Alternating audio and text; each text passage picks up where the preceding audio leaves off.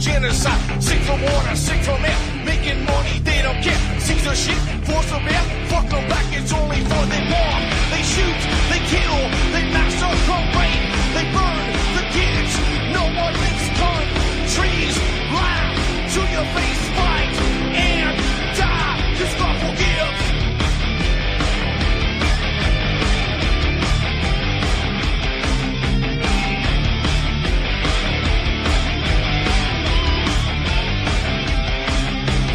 Selling lies and buying time, killing people next in line. Lower class and social side, they don't matter, genocide. Sick from water, sick from air. Making money, they don't care. See the shit, force a bear. Fuck them back, that's only fair. They bomb, they shoot, they kill, they massacre, rape. They burn the kids. No one makes countries lie to your face, fight and die. Cause God forgives. Yeah. Coming back around again.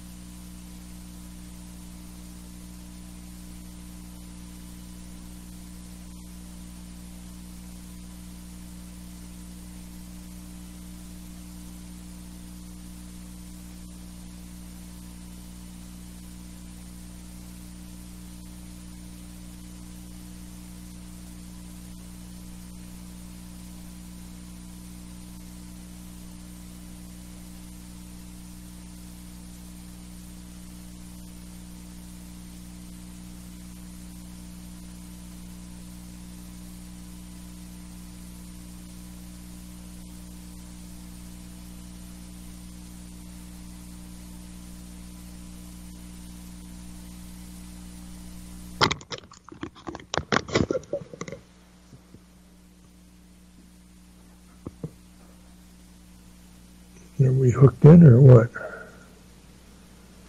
Finally? Okay, welcome to the show late. A few technical problems here on this end. I'm your host, Ron Stevens. This is Rock the Boat right here on UCY.tv. I'm the host for the next hour or next 50 minutes. And it is the 15th of May. And I got to say, everything's getting so pleasantly green, I'm going to have to cut the lawn soon. So that's a good thing. Anyways, been kind of a busy, weird day today, and I finally got confirmation from the province of Ontario that I'm the Libertarian candidate for here in Bruce, so that's a good thing. I got a email this morning from CEO of a hospital wanting to talk to the candidates about how we're going to fix the health system. Well, it ain't hard to fix. Put the money in it. You know, the province of Ontario just gave Toyota $120 million towards their expansion. Well, it's $120 million that should be going to the healthcare system or I don't want to put any money in the education system because it's not an education system. It's a cultural Marxist system, and it should get no money. The teachers should all be fired or turn a new leaf and teach the folks in the schools that this is our country. It doesn't belong to the UN and doesn't belong to the politicians. It's ours. And so the school system deserves no money whatsoever. The teachers deserve no pensions because all they're doing is propagating a bunch of garbage and destroying the minds of the children that are unfortunate enough to end up in the public school system. But as far as health care goes, I'm a firm believer that if you do not have the capacity to look after your ill, your elderly, then you have no right to call yourself a country. Simple as that. Because if you can't look after your own people's health, then you do not deserve to be called a country. So I'm going to have some interesting words with the CEO of the hospital who sent me the email. And as far as I'm concerned also, all public entities, that includes healthcare, should not be running on borrowed money at interest, compound interest no less. That's no good. So way back when, and this is corporate in this case, but way back when this so-called country was being expanded with the railroads and the waterways and that was all done with interest-free money. The only money that was interest was private money. So if you want to take a death pledge, or a mortgage, you paid interest on it. But as far as infrastructure in the country and that goes, it was all interest-free. The problem with it is that what was funded interest-free, the railroads in that were all actually private, belonging to the Crown. So the Crown built what they wanted by printing money, interest-free money, but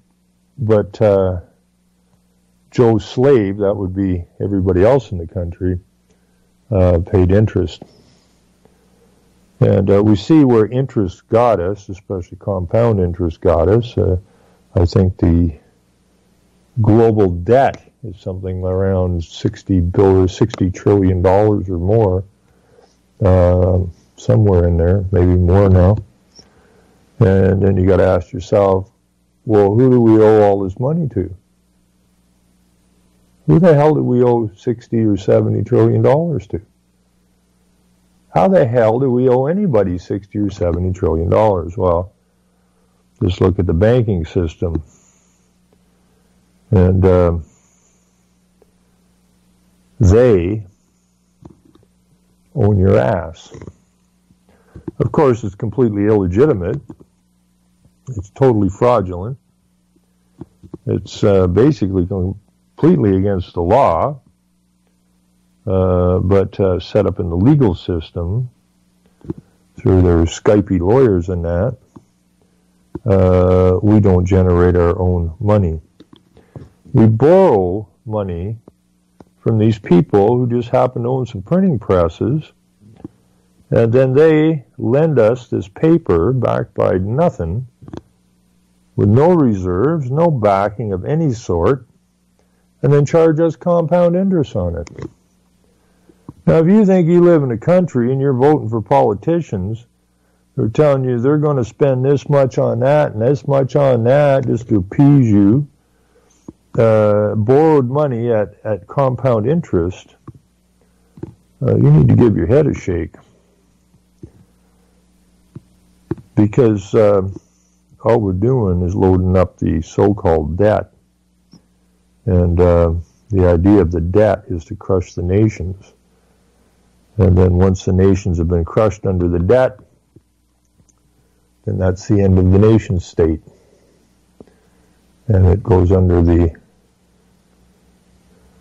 globalist rule, which it already is, but they take at that point, they take it in their legal system, and then they run your so-called nation. And if that happens, well, you think you're a debt slave now. Wait till they have complete and total control over you, which they're extremely close to now, considering that the Prime Minister stated right after, 5 or 6 days after he's elected, that Canada is the first post-national state. Now, if you're a post-national state, that means after being a national state, that means you're not a national state anymore. That means someone else is governing your so-called country. And that's the truth. And they are. And we have to put a stop to it. This idea that if you say you're a nationalist, everybody jumps down your throat and calls you a Nazi or an anti-Semite or a white supremacist or any of this kind of stuff. Don't bow down to that stuff. Do not bow down to that stuff. Because you only got two choices. You're either a nationalist or an internationalist. And the internationalists are Marxists or Judaism. And so either you stand for your nation or you fold up and give it away to somebody else who doesn't even like you. I mean, the people that are taking you down don't like you. And you're too damn weak to stand up and kick them the hell out of your country. That's really pathetic. It's so pathetic, well, it pretty much makes me want to puke. So, we, I want to just say this while it's on my mind. Europa, the last battle, I highly recommend that series. I've only been through, I think I'm into the third one now, but the second one, if you don't like war stuff, the first one's pretty much war stuff in it. Who banked it and everything else, but the second one, about a third of the way through the second one, it really gets into the Marxism, communism, Judaism, or whatever you want to call it, and it's very well explained, and I recommend everybody take a watch at that. And remember, you've been lied to since the day you were born. And that's a fact. So some of this stuff that you may see, i.e. Europa, the last battle, may take you a little bit, may make it difficult for you to actually believe. But remember, Psych 101 is basically, white is black and black is white. And once you believe the lie, it's very difficult for you to let go of the lie mentally. Most people hug the lie and cast out the truth. Now, you're going to have to be stronger than that. You're going to have to understand, first of all, you've been lied to since the day you were born. That series, Europa, the last battle, as far as I've been through it so far, is very accurate, and it's the truth. And a lot of you won't be able to deal with the truth. That's what they're counting on, that they're counting on that you won't be able to deal with the truth. Well, the fact of the matter is you must deal with the truth or you're going down. Okay? This is the last stand. There are no other nations to move to. There are no more new worlds to go to. They're constructing your new world for you, and it is not going to be a pleasant place. All you have to do is look at the history up till today, and you will see the hundreds and hundreds of millions of people that were murdered, sacrificed, in order to get where they are today, which is to end all nation states and take complete and total control of everybody and everything on this planet. Now, when you think of all the people they killed to get this far, consider what they're going to do to you if they get complete and total control. It ain't going to be pleasant. In the one show, in the one, I think it was the second one maybe it was the first one, we were talking about the Ukrainian farmers being starved to death. They stole the food. And there's no difference today, okay? You're being poisoned by today's food. They control the food. Or as Kissinger said, control the food, control the people. Control the oil, control the nation. Okay? So, we don't control our own oil. Okay? We're on the international oil market. Okay? Which means we have no control over our own oil.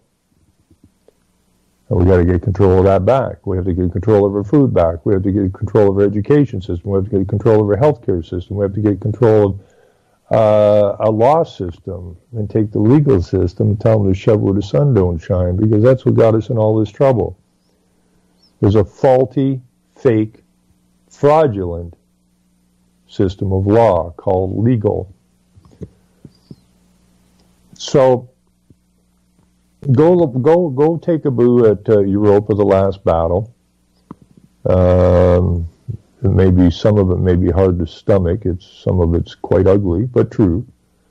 And try and digest it. I don't know if I would want to watch all 10 of them in one lift. But when you're watching Europa, the last battle, I want you to keep in mind America with a K that was released on TV as a TV series, or whatever they used to call those, a multi-section movie or whatever. And the idea is that, people are the Muslim invasion, okay, but that still goes with America with a K, released in 1987. And what America with a K represents is after time. It's already been completed. The Sovietization of America. That is the premise of America with a K. But people don't understand. Well, why would they do that? Well, because all your leaders and your politicians have all sold their souls, and they're pushing the agenda. So, but if you look at the Sovietization, and Henry Ford was quite adamant that all of his internationalism was coming from the Jewry. And it was Paul Warburg, who's a Jew, who stated at the 1950 Senate hearings that there will be a world government by conquest or consent. Okay, and we have Henry Kissinger and a whole bunch of these other guys. So Marxism, communism, Sovietization is all Judaism. Okay? They want control of the world, plain and simple. And they will use whatever is necessary to get what they want. And unfortunately, there's too many in too high places controlling too much. Now, anti-Semitism actually means you're not happy with the undue influence of the Jews. That's what anti-Semitism means. So if somebody say, well, you're anti-Semitic, and I go, you're damn straight I am. Does that mean I hate all Jews? Hell no, I got some friends that are Jews. But they have no more clue what's going on than the average white guy. Okay, it's the upper echelon of these people, and so now they're using Muslims to integrate into our nations to bring it down. Now you can follow, in Europa, the last battle, there's some very good explanations of how they take nations down. Okay, they take us away from our core moral values. That's specific. And that ex-KGB guy, Yuri Brezhnev, or whatever his name was, spells out the exact same story. How they take down nations without pulling a trigger. And that's exactly what's been going on in the West since before World War I. And it continues. And they've made people weak. Weak. You know, the idea is start up the wars and kill off the strong. Kill off the intelligent. Now, Marxism, Judaism, communism, whatever you want to call it all comes back to the same place. Have got complete and total control of the university system and the public school system. Total and complete control. I mean, our nations were founded on, I'm going to say on Protestant ethics, because I don't like the word Christian, because Christianity comes out of Rome, which is the Vatican, which is the opposite of what it's supposed to be, and the Protestant movement was as close as you can get to morality. But all of these moral values that we held have all been shattered now. Now, instead of the majority of moral people being in control of their nation, now all the moral people are bowing down to all of the minority groups. Okay? People become fearful to say what's on their minds. So now we have these LGBTQ parades running all over the place. We've got this total wide open border thing now, where we're being run over by Muslim migrants. which you're on the hook for, their expenses. You know, you can take all of these things because, as Warburg said at the 50 Senate hearings, we need mechanisms. And that's what these things are, mechanisms. Problems, global problems that can only be solved at the global level. That's a global government. And one of them is environmental issues, climate change, LGBTQ, human rights, the migrants, mental health. That's the new one. Mental health. It's everywhere now. Just like they promoted the snot out of global warming, and then it kind of died off once they figured they've got it in everybody's heads. Then they kick up Black Lives Matter, LGBTQ, all of these things. These are all very minute things, and they're all constructed frauds to bust the moral fiber of the nation. And they're doing a very good job of it. But it's all set up, all constructed, and it's all set up as global problems that can only be solved at the global level. And we have to stand up to this nonsense. Because, you know, when you go through enough documents and enough, this is what I like about that. Duck sent that to me, the Europa, the Last Battle, and I thank him for it because it's a very well done piece. It's more than 5 minutes too, which seems to be the average attention span of people. 5 minutes in, they can't deal with anything anymore. But if you can still think, then you should sit down and go through this stuff because all the quotes are there, you know, all the documents are there. There's no mistaking what the program is. It's not conspiracy theory. It is conspiracy, though. It is that small group that is conspiring to take control of every aspect of your life. And we've got to stomp that out. And it's pushback time. And I do believe that we have the capacity to do so. In fact, we have to have the capacity to do so, because if we do not push it back, then we have failed. We have given them a free ride and handed our offspring off to these clowns to do with what they want, and it ain't going to be pretty. So, you know, they've really weakened people, and they've destroyed most people's moral character. And it is your moral character that knows right from wrong. And my attitude is I would like to just see everybody mentally crawl up on their moral high horses and let's get at it. And we don't have to have violence.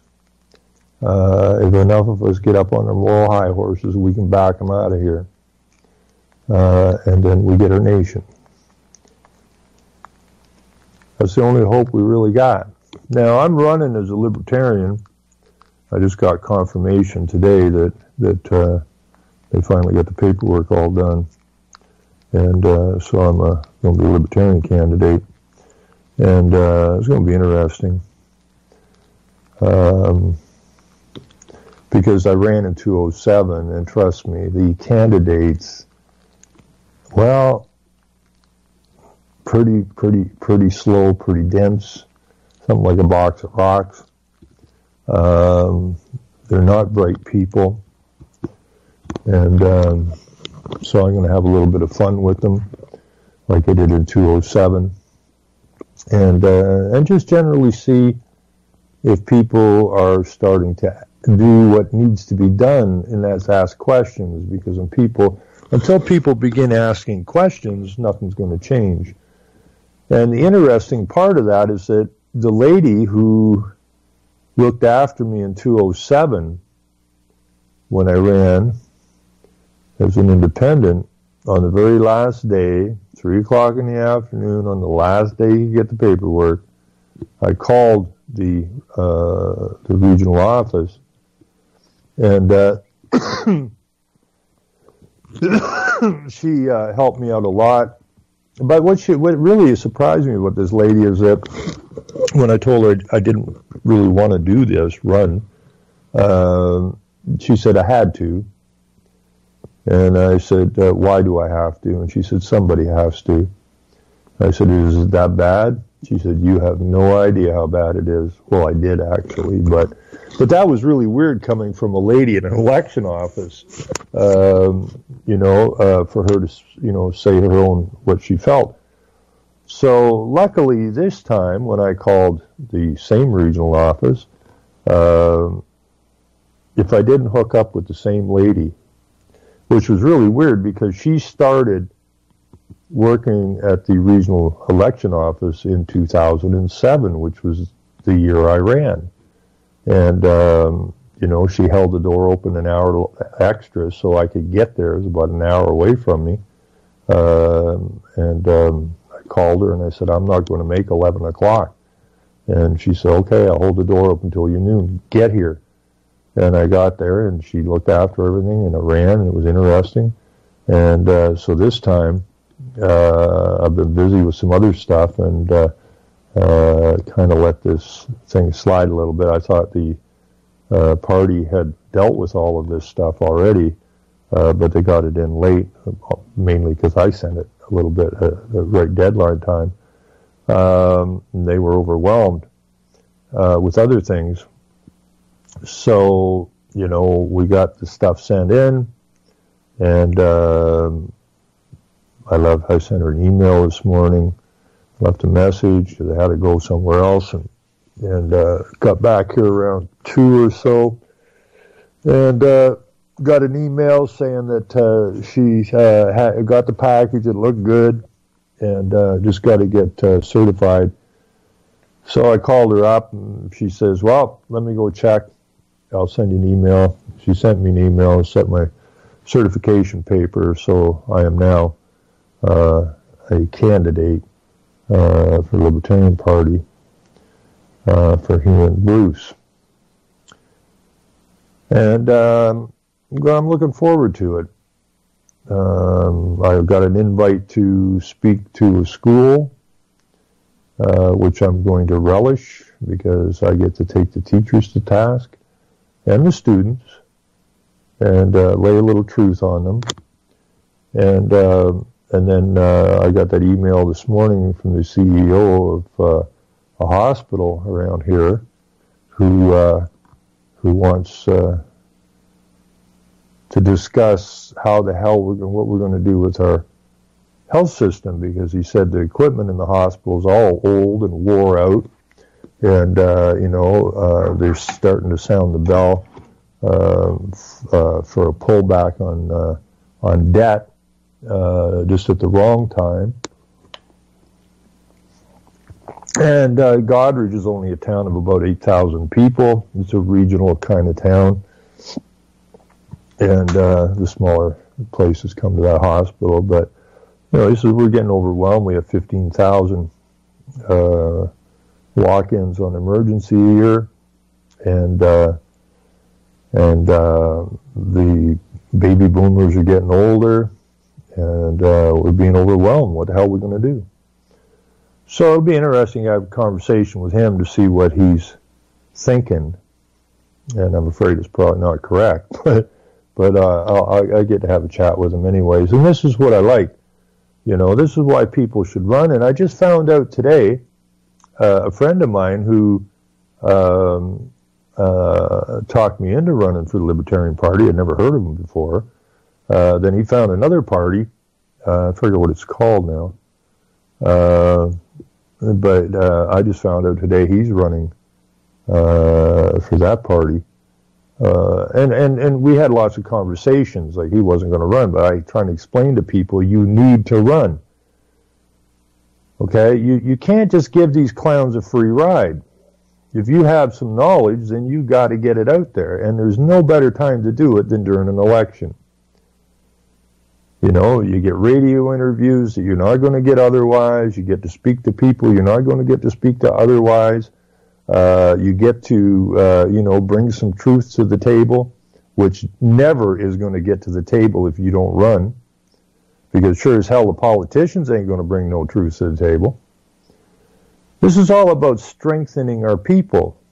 Our people are extraordinarily weak in the West right now. And if you don't stand up, how do you expect them to stand up?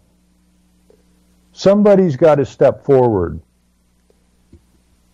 And then we go from there. Now, I had an interesting conversation with Gene from the Libertarian Party last night, where we're trying to get all this stuff together so I get qualified or certified or whatever. And, he's been at this for some period of time. He's a data hound. He's an IT guy. He's been all over the world doing manufacturing stuff. He's retired now, sharp as a tack. And, I got talking to him about the need to get a hold of the local councils. And so he's busy with this provincial stuff. And once we talked about it, and he's a mathematical guy, and once I told him that, and he realizes it, this global agenda is being implemented at the local level, global to local, giving all the power to the global.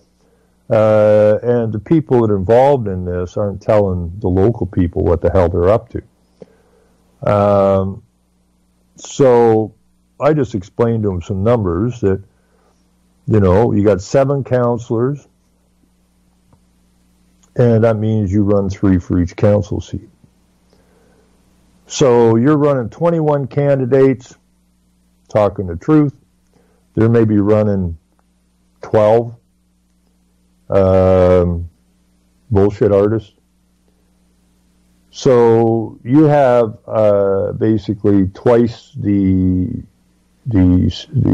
people out on the street with a completely different message than the other 12 or so. Because not a lot of people run for municipal politics. If you have 21 people with one message which resonates with the people, and then 12 Marxists running around talking about how we got to bring in the Muslims and how we got to have another LGBTQ parade, how we got to paint the freaking crosswalks in a rainbow color, like shut up with all that stuff, and how global warming is real, which it's not, and so on and so forth. If you have 21 people out there running with the real message, and people are now understanding that global warming is a complete fraud, they're pissed off at this LGBTQ stuff, and don't call me a racist or anything else. I don't give a damn if you love an elephant. I could care less. Keep it to yourself. Okay? Am I going to persecute you for it? No. But you ain't parading around on my streets like a bunch of deviants. Okay? That's going to end. And I ain't bowing down to it, and our people got to stand up and not bow down to it either. So we got to get a hold of the local councils, because that's where you live, that's where the power is. There is no other power except where you live. When you get that power base, then we can make some serious changes. And it's not hard to run for a municipal election. It costs you like $100. $100. And you're running for a municipal election. If you can't pull that off, then you have no right to be whining and complaining and bitching and carrying on about the state of the nation or the state of the politics or anything else. Because if you ain't prepared to step up to the plate, then you ain't got no voice and you have no right to be speaking about anything. Because it just becomes bitching and complaining. And bitching and complaining does not solve any problem anytime, anywhere, period. So Gene, this guy I was talking to, he's 67, and he's a goer. And when I explained the numbers to him, you run 21 and there's 7 seats, you can pretty much guarantee you're going to get 4 of them. And that's the majority vote. That means you got the vote. That means the Marxists ain't got the vote. Now, the problem is that the local councils are a creation of the province and or the state, and that they have the power. If you don't do what you're told, they have the power to come in and pull your council out and put their people in. Okay, I've seen it done. Now, like I told to Gene, yeah, that's why we need to get at least 30 municipalities where we have the majority vote. When one council stands up and says no, they don't think twice about pulling you out of there and putting their own people in. But when 30 councils stand up and say, you know what, we ain't going there. Okay? And at that point, the province or the state is going to try to renegotiate with you. Well, you're already up on your moral high horse, and you ain't getting off it. And like I always say, somebody's going to blink. And if you know it's not us that are going to blink, then it leaves them blinking. And when they come back to renegotiate, and I've seen this over and over and over and over again, where the farmers or something draw a line in the sand and say, that's it, we ain't crossing this thing. And then the government comes back and renegotiates with them, and before you know it, the farmers are across the line and getting slaughtered financially. Because once they blink, you've won. You don't negotiate with them any longer. You've won. You're going to blink or they're going to blink. And I don't think there's a better, there could be, but I don't think there's a better incident of that than the standoff at the Bundy Ranch. These were normal people who came to stand with the Bundys, and unlike the Branch Davidian disaster, where the people didn't stand ground with those people, who didn't do any harm to anybody at any time, and allowed them to be slaughtered. I think there was a lesson learned from that, and the good, moral men and women went to the Bundy Ranch, and they stood down the feds. Now, because this wasn't played out as some white supremacist or militia stuff, the feds couldn't really move, which means somebody's going to blink. And the good moral men and women who had gotten up on their moral horses, their moral high horses, they stared down the feds because the government by nature is amoral. And they knew if they attacked that group of moral men and women, there's no way they could play that positively in the media. So they were forced to stand down. That's how we win our nation back. With moral men and women with strong minds, spines, and spirits.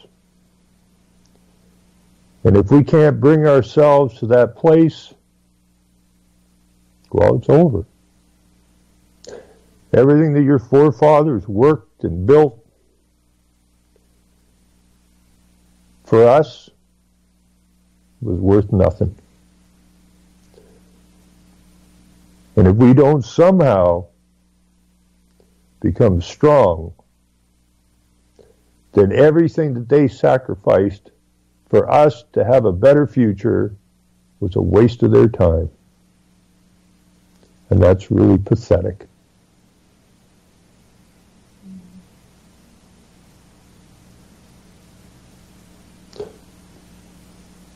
Geez, I'm getting preachy, eh? But it's got to get said. It's got to get said. And, this is the whole point of running the election. If I can get to 5 people through the whole election to go home and say, you know what? This is our nation. And it doesn't belong to the politicians. And it doesn't belong to the globalists. And it certainly doesn't belong to the Marxist communist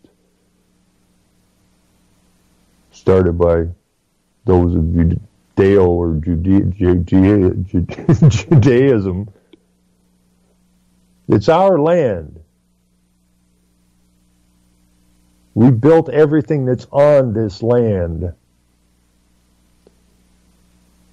And we need to stand up and take it. And we don't need violence to do so.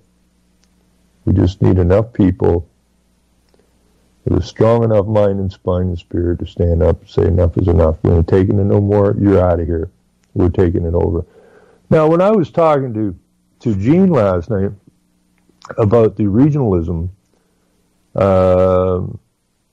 he said, what you're really describing is a republic of the United States,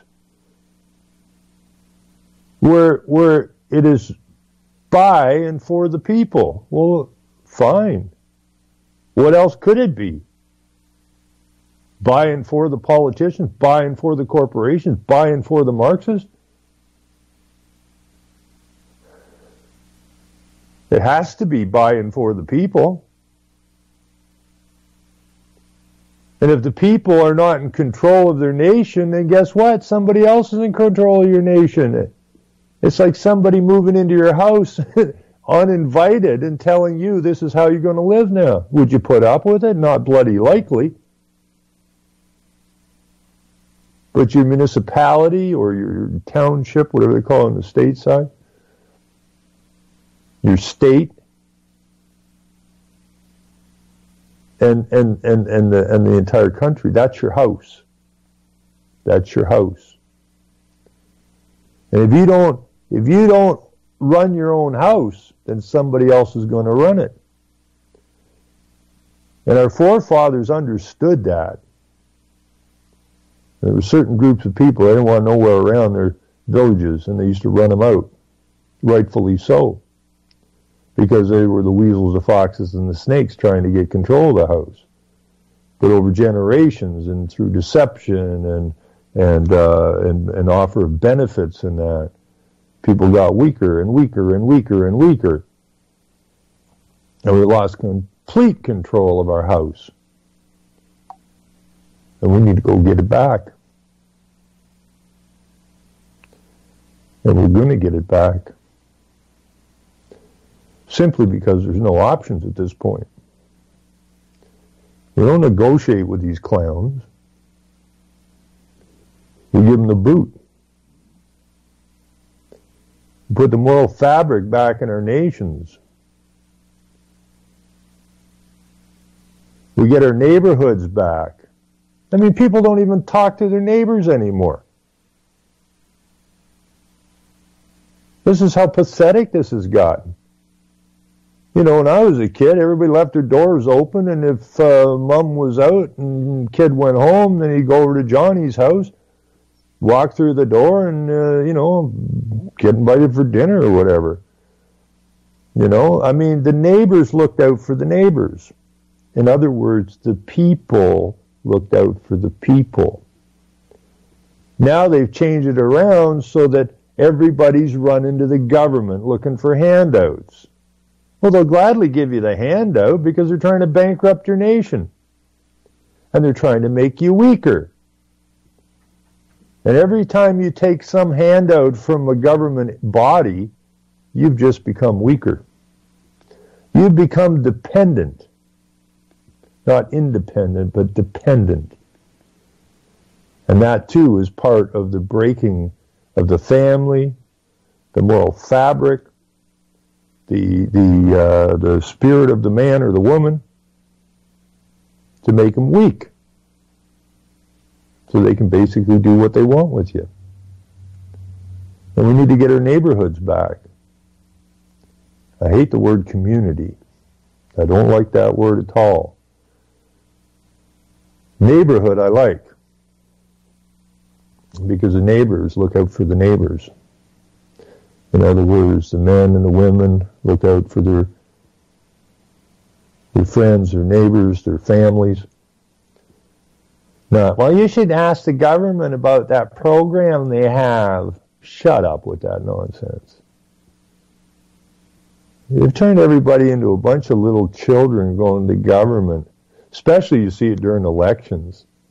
You know, it's like a bunch of little kids wanting candy in a store or a little thing they see on the shelf. You know, what are you going to do for me if I vote for you? Oh, we'll give you this or that. Oh, that's what I wanted. Just like little children. They have no clue that the country's going down the toilet. No clue that they're so indebted they ain't ever getting out of it. A little child doesn't worry about that kind of thing. I just want that. Can I have that? Can I have that? Can I have that? Can I have that? Here, I take it. Shut up. Little kid doesn't deal with any of these other things. The moral men and women are supposed to deal with it, but they've been turned into little stupid children, which was kind of funny today because I brought some of this up when I was talking to the lady at the elections office, and she's brilliant, you know. I said, I'm just running this, you know, gauge where people are at, and if they've, you know, I know they're getting their backs against the wall, and I've been waiting for a very, very, very long time for this to finally happen, so that they're forced to start asking questions. And she agrees that people are starting to ask questions. She agrees that most people, regardless of their age, have been reduced to childlike status mentally. Then we need to change this around. You know, there's all kinds of people out there, but they're afraid for their jobs. You know, they don't want to bite the hand that feeds them.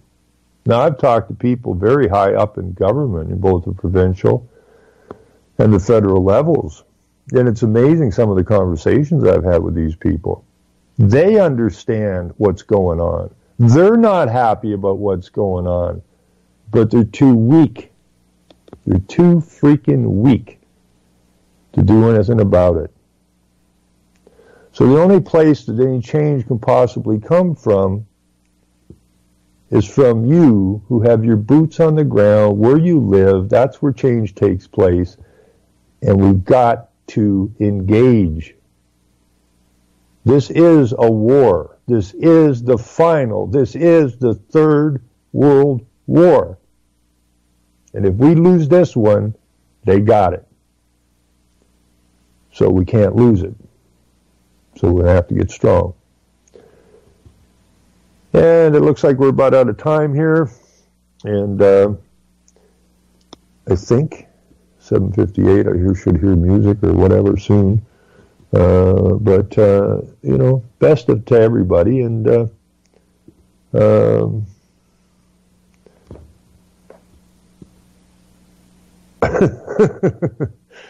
it must be tough running an election and trying to run a show through time. That's tough, but I got other stuff on the go as well. So, everybody takes care. Buying time, killing people next in line. Lower classes, social slime, they don't matter. Genocide, sick from water, sick from air. Making money, they don't care. Caesar shit, force of air. Fuck them back, it's only for they war. They shoot, they kill, they massacre.